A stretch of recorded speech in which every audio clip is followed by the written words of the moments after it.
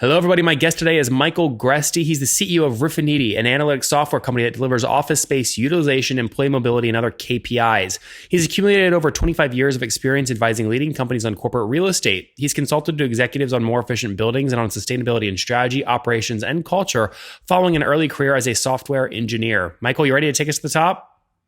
Yep. All right. So you're in WeWork. Do you work with WeWork? We don't. No. Come on. Michael, you got to land that deal. That's like a big client. Absolutely. We're working on it. Good. All right. What's the company doing? How do you make money? We deliver an analytics platform, which we call Optimo. We're about to release in February our new update called Optimo X. It's a BI platform that helps real estate executives measure and manage the utilization of their workspace so they can maximize the value of their real estate budgets to provide the best workplace environment that they can. Okay. And what's your revenue model? Is it a SaaS company? It's a SaaS company. It's on an annual model. It's based on the square footage monitored. So we're typically monitoring anything between, say, at the low end 50,000, at the high end 13 million square feet of a customer's office space. Okay. So on average, what's a customer paying you per year, would you say? Average size of the deal is probably 150,000. Okay. And that's typically about how much in terms of square feet? That would be about 1.5 million square feet, something like that. Okay. And can you put a face to one of these customers? Can you name one of them just so we can really get a good idea? Sure. Lenovo has been a customer since we started the company. It's a global company with workplaces around the world. You said Lenovo? Lenovo, yeah. So based in China, obviously, but we work primarily with the North America, European, and APAC counterparts, also significant operations in LATAM. And Michael, when did you launch the company? What year? 2012. 2012. Very good. And how many customers have you scaled to today?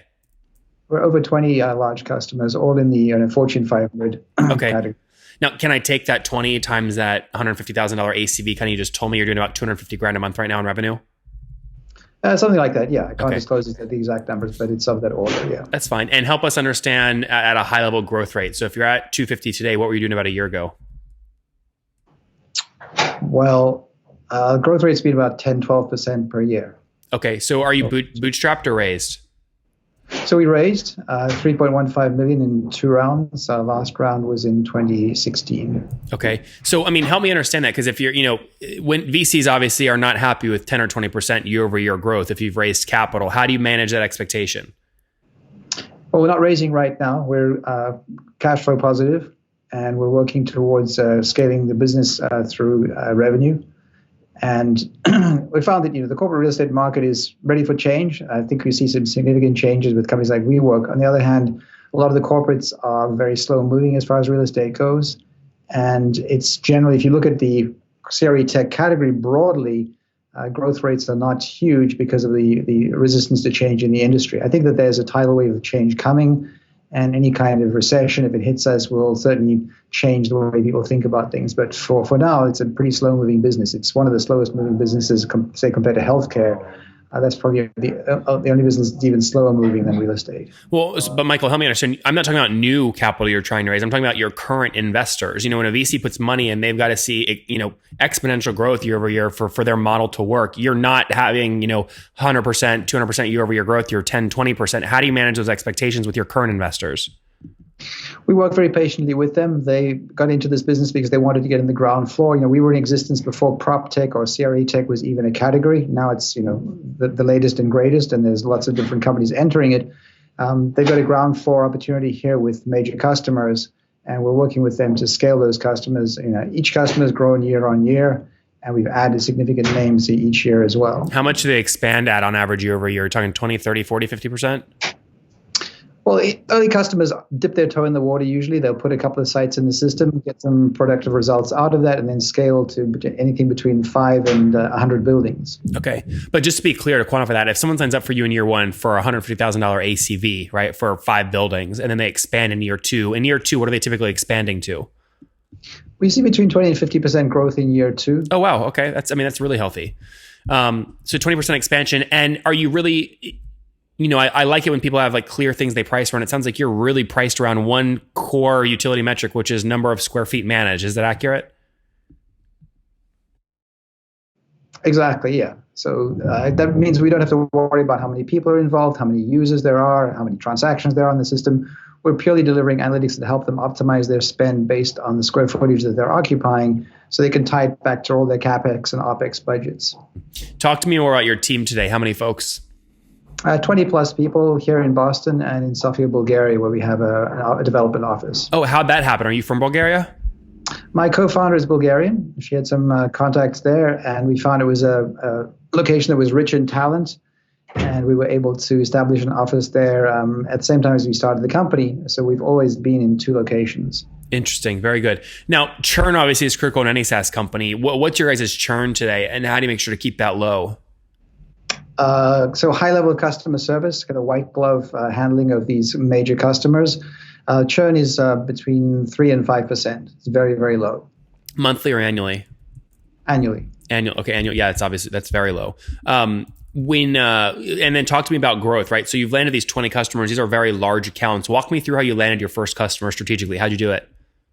I think the first 2 customers are interesting. So Lenovo was a relationship we'd worked with the executives there. They trusted us. In fact, they entrusted us with their confidence in being willing to buy the service when we had barely even started the company. Why though? What were you doing agency consulting work for them beforehand? How'd you have the relationship?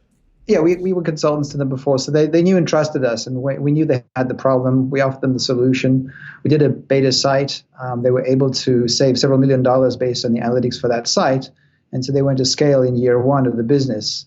Next customer was EMC, now part of Dell, and we did very significant business with EMC over about 3 or 4 years before they were acquired by Dell. We're now working with Dell. On Lenovo, though, real quick, again, how did you have that relationship? What kind of consulting work were you doing with them before you had this SaaS play? Strategic real estate consulting with the head of global real estate. Okay, and so what were you doing before this company? You were inside of a consulting company doing real estate consulting? Yeah, real estate consulting around green buildings and more efficient workplaces, which is how we identified this inefficiency in the workplace as a problem and the lack of metrics as a barrier to solving the problem. So by cracking that and delivering high value metrics very affordably and with robust data, we're able to ensure our customers can make these kinds of decisions with confidence. When you go into your dashboards and you look at the metrics that your 20 customers are looking at most frequently on your tool, what are some of the metrics they're looking at just addictively? Yeah, I would say utilization is the number one. What does that mean, though? Most people think of office space. So say you've got 100 desks and you've got people, let's say 80 people assigned. If they all showed up for work, you'd have 80% utilization. That might sound good. The reality is, in most cases, that would be about 30% utilization. So that means you've got 100 desks and only 30 of them are occupied at peak at any given moment throughout the week, throughout the year. Sometimes it's even less than that.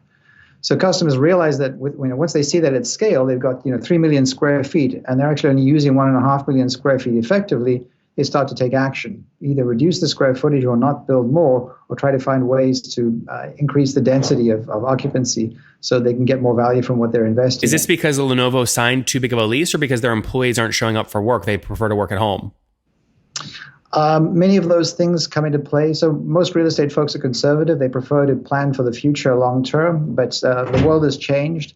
And increasingly, employees are more mobile. As you say, they're working from home. They may even be traveling a lot of the time or working from a train station or an airport or a car. And so the dedicated desks are not needed. So many companies are moving to agile working with shared workspaces.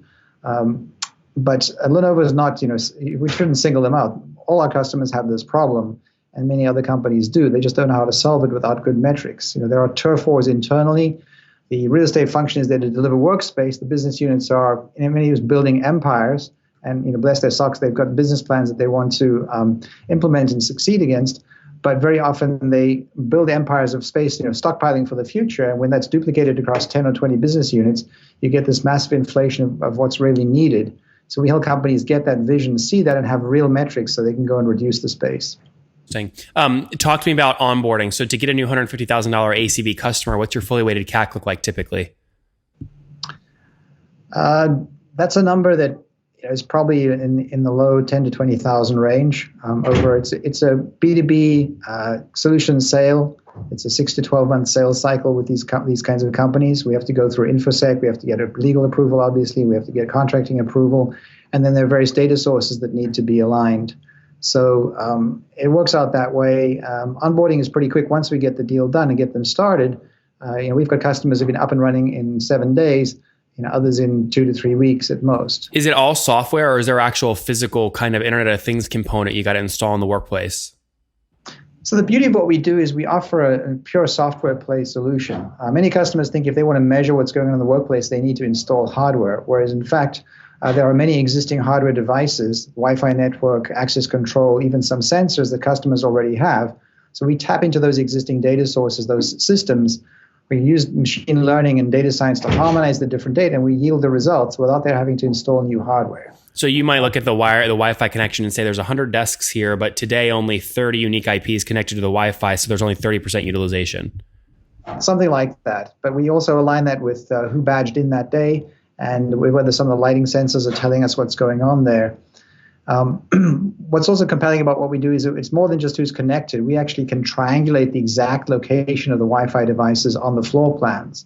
So we can see where the hotspots are, where the people are not working. That helps customers see which kinds of spaces are being used and not being used. Interesting. Michael, who are you competing with? We used to say business as usual, do nothing, because that's kind of what customers were doing. But they were sometimes doing manual surveys. They'd walk the floor with a clipboard, or at best. No. But I mean software companies. There's a few other software companies in this space. Who are your biggest software competitors? So I think a lot of customers are using their IWS or CAFM vendors. The Azure's, the CeraViews, Arquebuses, and others. But they don't really do exactly what we do. But customers are relying on them to try to get close to this problem. And then there are a few companies that are trying to leverage more sensors, Coworker and others. But those sensors are at a desk level. They're very hard, expensive to deploy. A lot of sensor failures, not specifically for those vendors, but in general, sensors are a hard thing to do well. And so customers don't generally do them at scale. Yep. No, interesting. Very good. All right, let's wrap up with the famous five. Number one, what's your favorite business book? My favorite business book is Good to Great. Number two, is there a CEO you're following or studying? Elon Musk. Number three, what's your favorite online tool? I would say Slack. Number four, how many hours of sleep do you get every night? I try to get 8. It's more like 6. Okay, and what's your situation, Michael? Married, single, kids? Married with 2 kids by my current wife and 2 older kids. Okay, good. 4 kiddos, and how old are you? I'm 56. 56. Michael, last question. What do you wish your 20-year-old self knew? I'm sorry, what would I? What do you wish you knew when you were 20? What I wish I'd done when I was 20? What you wish you knew when you were 20? Oh, what I knew when I was 20. Everything I know now. Something specific. Something specific. I wish I knew a lot more about technology. Tech knowledge earlier on, guys. Coming from Michael again, launched his company back in 2012, now serving 20 big enterprises with big footprints. They pay $12,500 a month, or about $150,000 ACV. So doing about $250,000 per month right now in revenue, up from $220,000 a month just a year ago. So call it 10-20% year-over-year growth. Cash flow positive, $3.5 million raised, team of 20 in Boston and remote locations, 3% revenue churn annually, but 20% account growth year-over-year. So healthy growth. They're spending up to call it 10-20 grand to acquire a customer. So call it 4-month payback period. Again, really playing in the space of helping big brands understand how their space, their leases are being utilized, or desks being sat at, and then they make and take action based off that. Michael, thanks for taking us to the top. It's a pleasure. Thanks for inviting me. Take care.